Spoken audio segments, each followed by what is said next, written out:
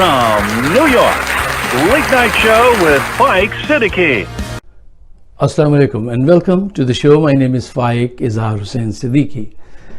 साहिबों, वज़ीर आला सिंध मुराद अली ने इशारतन धमकी दी है कि वो सिंध को अलग कर लेंगे। अच्छा, यहाँ पे दो बुनियादी सवाल हक़ाइक़ मैं आपके सामने रखना चाहता हूँ, फैसला आप कीजिएगा। क्वेश्चन नंबर 1, वो इतना बौखलाए हुए क्यों हैं? क्वेश्चन नंबर 2, क्या वो हकीकतन सिंध को पाकिस्तान से अलग कर सकते हैं? ये दो अहम सवाल हैं।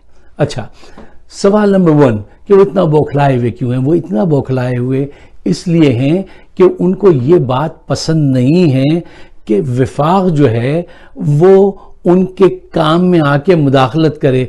और उनका काम क्या है? उनका काम है माल बनाना। अच्छा, वो गुज़िश्ता 13 साल से यही काम कर रही है। वो पार्टी वहाँ पे 13 से तो क्या 50 साल से यही काम कर रही है उस सूबे में। लेकिन ये पिछले 13 साल में देखिए, सिंध में किसी भी बड़े शहर में कोई सिस्टम उन्होंने डेवलप किया हो, आवाम के लिए कोई काम किया हो, अरबों रुपए खा जाते हैं। 302 या 309 अरब रुपए तो सिर्फ कराची प्रोड्यूस करता है। और उसके साथ ये हाल है, कचरा पड़ा हुआ है, जॉब सारी छीन ली उस शहर के वो जो उर्दू बोलने वाले लोग हैं उनसे, ठीक है ना। और एक उनको तनहा किया गया है कि कचरा हम नहीं उठाएंगे, कह देते हैं पैसे नहीं है कचरा उठाने के लिए। अच्छा, सड़क हम नहीं बनाएंगे, कह देते हैं पैसे नहीं है। और वो इतना पैसे कमा के वो शहर देता है। वहाँ पे ये ग्रीन लाइन जो बस का जो इफ्तिताह हुआ है, इमरान खान साहब कर रहे हैं, वो एक बहुत बड़ा मेगा प्रोजेक्ट था जिसको इनिशिएट किया नवाज शरीफ साहब ने। उन्होंने 15 अरब रुपए खर्च किए, जिसमें कोई उन्होंने 25 से 30% काम किया। और वहां पर हुआ ये, उस वक्त बहुत पैसे खाए गए, उसके बाद वो चले गए, मामला ठप हो गया। अब ये जब आए इमरान खान, तो इनको क्योंकि कराची से वोट मिले थे, तो ये अपने वोटर्स को सेटिस्फाई करना चाहते हैं कि हमें कोई प्रोग्रेस दिखानी है। तो इन्होंने बड़े खुलूस तंदही के साथ ये प्रोजेक्ट मुकम्मल किया। और लोग जो है, जाहिर बात है, इस चीज़ को देखेंगे, वहाँ से ऐसे वोट मिले थे जिसकी बुनियाद पर उनकी हुकूमत कायम हुई थी। वो ये रीज़न है। अच्छा, अब इनके साथ सिलसिला क्या है कि इनसे कहा गया कि तुम्हारे हिस्से में 11 अरब आते हैं, 23 अरब विफाक ने लगाए।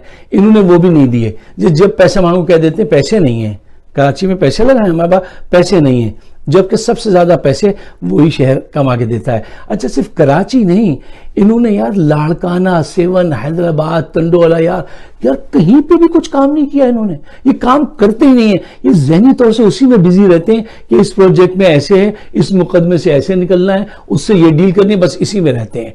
अच्छा, तो ये वक्त इनका गुजर गया है। और अब एक बहुत बड़ी तलवार जो इनके सर पर है वो ये है कि इनको एहसास हो गया है कि अगर कराची की सच्ची सेंसस हो गई, क्या कहते हैं इसको, मर्दमशुमारी, अगर सच्ची मर्दमशुमारी हो गई, तो सिंध असेंबली में उसकी इतनी सीटें हो जाएंगी कि फिर जो वडेरा शाही वहां असेंबली में लगाई हुई है कि जैसे बिल लाके मंजूर करा लिया, अब वो नहीं हो पाएगा। अब ये बल्दिया का जो बिल इन्होंने मंजूर कराया है, यानी पैसे सारे इख्तियारात अपने पास रखेंगे और जो बल्दिया के जो लोग मुंतखब होंगे उनसे कहेंगे अब बदनामी के लिए तुम आ जाओ, तुम काम करो, लेकिन तुम्हें बजट नहीं देंगे। तो यार कहीं ऐसा होता है आज के इस दौर में कोई इतना अंधा है? कोई नहीं है, इतना बेवकूफ कोई नहीं है। और ये बिल पास करा लेते हैं। क्यों? वहां पे इनकी मेजॉरिटी है। सीटें पाकिस्तान कराची की बहुत ज्यादा हैं। और अब जब वो आएंगे असेंबली में तो इनको पता है कि ये दिन जो है पार्टी विल बी ओवर। अच्छा, देखिए, और एक दूसरी बात जो बड़ा अहम नुक्ता है, इस पर गौर कीजिएगा। सिंध के पढ़े लिखे लोग एक अरसे से पीपीपी को मौका दे रहे हैं और सोच रहे हैं कि ये काम कर देंगे, ये भी सिंधी हैं, बाबा हम भी सिंधी हैं, इस वजह से खामोश रहते थे। वो अब अंगड़ाई लेने लगे हैं। वो सोचने पे मजबूर हो गए कि यार ये तो कुछ भी डिलीवर नहीं करते, हम कब तक और क्यों इनकी सपोर्ट करें। ये सोच इनके लिए बहुत कातिल साबित होगी। देखिए, सिंध के मिजाज को, सिंधियों के मिजाज को समझिए। देखिए, सिंधी जो है वो विफाक पसंद लोग हैं, वो अलग नहीं होना चाहते। मैं ये बात किस बुनियाद पे कह रहा हूं?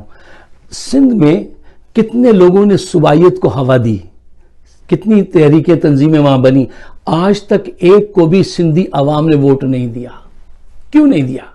वो विफाक पसंद लोग हैं, ज़हीन लोग हैं, मीठे ठंडे प्यारे न्यारे लोग हैं, ज़हीन लोग हैं। मैं आपको बताता हूं, इल्म दोस्त लोग हैं, उनकी तारीख लाखों साल पे वो है मुहित उनकी जहानत की। और एक जो खूबी है वो उनकी खामी है, वो क्या बन जाती है, अगर कोई उन पे एक एहसान कर दे तो सारी जिंदगी फिर वो एहसान ही चुकाते रहते हैं, उसके सामने सर ही नहीं उठाते, अपनी बात ही नहीं कहते।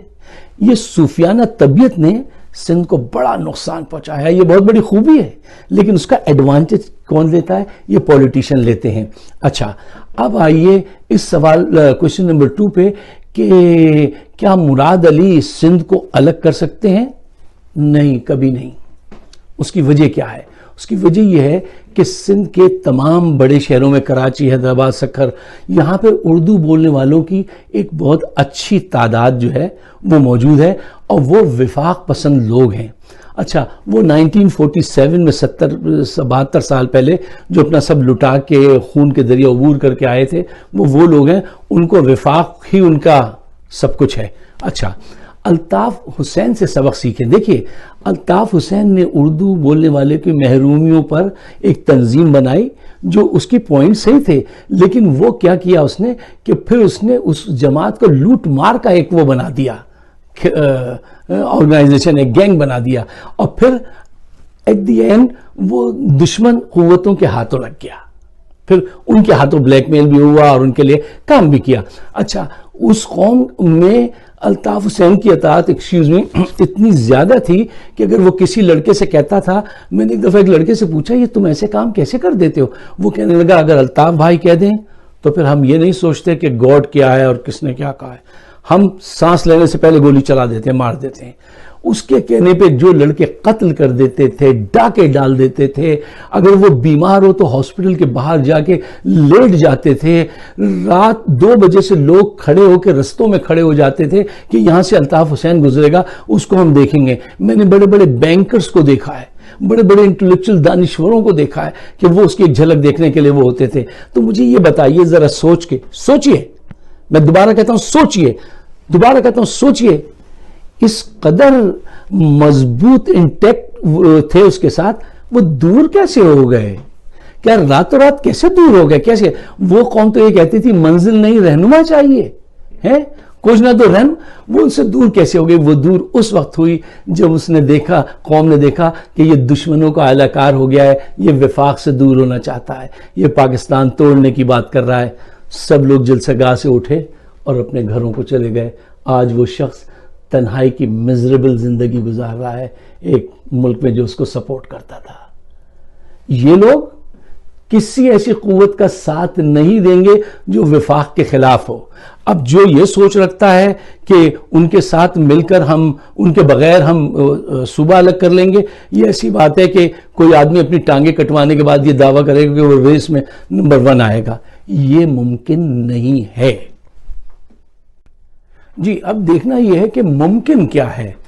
देखिए, मेरी बड़ी ख्वाहिश थी कि पीपीपी दोबारा पंजाब में अपना मुकाम हासिल करे, और मुराद अली ने यह बयान दे के विफाक पाकिस्तान को धक्का नहीं लगाया है, पीपीपी को बहुत बड़ा धक्का लगाया है, बहुत बड़ा नुकसान पहुंचाया है। आप जरा सोचिए, भुट्टो साहब ने, शहीद बेनजीर भुट्टो ने, असल जुल्म उन्होंने सहे, ये तो उसकी रोटियां खा रहे हैं। जिन्होंने असल जुल्म सहे वो लोग थे, वो 2 थे। उन्होंने कभी ऐसी कोई बात नहीं की, बहुत उन्होंने चीजें सही हैं बेनजीर भुट्टो ने। मुझे बड़ा अफसोस है जो सलूक उनके साथ हुआ है अदालतों ने, इन अदालतों ने किया है। मुझे वो वक्त याद है कि एक बच्चा हाथ में, एक गोद में, अब वो जाती थी, और आज ये जाती है मरियम, तो उसके साथ क्या सलूक होता है। बहुत उन्होंने सहा। अच्छा, खैर, मैं आपसे कह रहा था कि उन्होंने कभी ऐसी बात नहीं की। क्यों? वो पढ़े लिखे संजीदा लोग थे, वो हकीकत पसंद लोग थे, वो जानते थे ये आदमी मैच्योर नहीं है। मुराद अली इतनी जल्दी बौखला गए। देखिए, मुराद अली को ये समझना पड़ेगा कि now you have to go with the flow. देखिए, दुनिया, माशरे, सूबे, पॉपुलेशन, डेमोग्राफिक्स चेंज होती हैं वक्त के साथ साथ, गर्दिश में है सातों आसमां। तुम्हें नजर नहीं आएंगे कि जमीन घूम रही होती है। लेकिन जब पॉपुलेशन कॉस्मोपॉलिटन सिटीज में आती है और ऐसे सूबों में आती है जहां वसाइल ज्यादा हो, तो चीजें बदलती हैं। अब यहां पे बदल रही हैं। क्या तुम सिंध में, कराची में लाखों इनको पठानों को पेशावर से ज्यादा पठान हमारे जो हैं वो कराची में रहते हैं, उनको रोक सकते हो? नहीं रोक सकते तुम। वो आएंगे। कॉस्मोपॉलिटन सिटी ऐसी होती है। अब तुम जो है बजाय इसके कि इस बात पे गौर व फिक्र करो कि इनकी मर्दमशुमारी ना होने पाए, इनकी वो ना बढ़े, ये छोड़ो इसको। ये सोचो कि कराची के साहिलों में जो मदनियात हैं, जो जजीरे हैं, उन पर सिंध का हक पहला है ना भाई।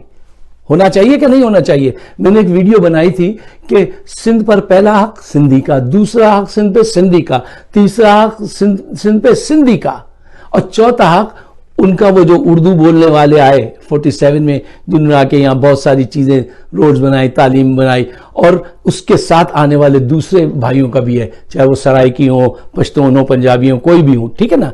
अब तुम्हें ये चाहिए कि तुम बढ़कर लीड लो, उस मनफी छोटी सोच को छोड़ दो। ये तो चेंज होगा ही, सोसाइटी चेंज होगी। तुम बढ़ के लीड लो। तुम यहां के जंपल हो सिंध के, तुम लीड करो और इनको गाइड करो, ये तुम्हारे पीछे चलें। तुम ऐसे सिस्टम वज़ा करो। अगर तुमने ये नहीं किया तो वक्त जो है ना वो तो आगे निकलता चला जाएगा, और ये जो सोच है ना वडेरा शाही वाली, इस दुनिया में और आने वाले वक्त में नहीं चलने वाली। ये उसके खात्मे का वक्त है।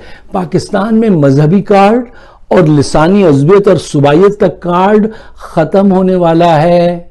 यहाँ पे वो अब मेडिकल कार्ड आ गए हैं। वो कौन सा कार्ड इमरान खान ने दिया? Health card.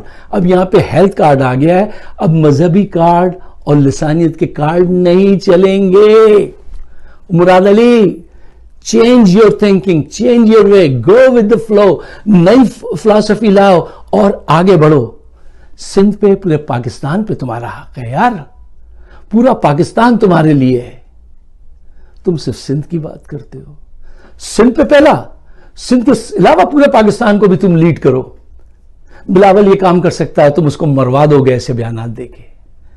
बहुत ये मेरे ख्यालात हैं। अगर आप एग्री करते हैं तो इसको शेयर जरूर कीजिए। मैं शेयर करने को इसलिए कहता हूं कि एक हम आहंगी पैदा हो माशरे में, और खास करके वो लोग जो पॉलिटिकल शोज देखते हैं उनके साथ जरूर इसको शेयर कीजिए। आप सबका बहुत बहुत शुक्रिया।